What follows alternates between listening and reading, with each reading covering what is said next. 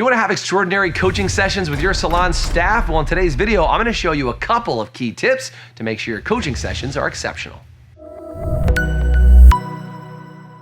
Hey, it's Jason Everett from highperformancesalon.com. And if you are fortunate enough to be doing one-on-one meetings with your staff on a regular basis and to provide them with coaching, it never fails that at some point you're gonna get bored of hearing yourself give the same coaching advice week after week. I need you to sell more retail. I need you to pre-book. I need you to post more social media. Please do all these things I need you to do.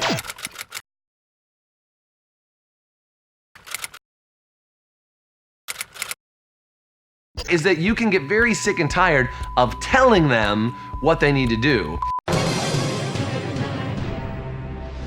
And that's part of the problem, is that telling them what they need to do is not actually coaching. That's more of an advisor role. So what you want to do is, if you're coaching, your job is to coach the answer out from them. So number one tip I could give you is make sure that you do more asking than you do telling.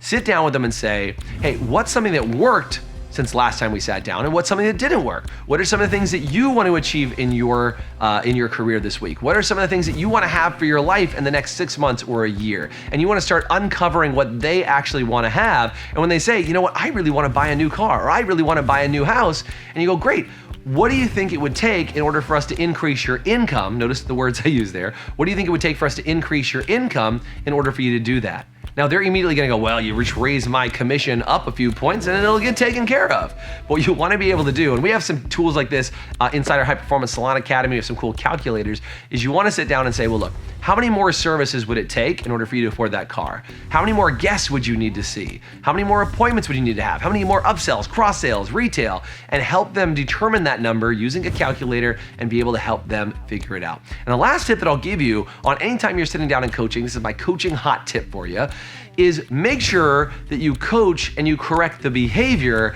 not coach and correct the person. Does that make sense? I heard a phrase the other day and somebody just said, they said, never correct something that somebody can't change in 30 seconds.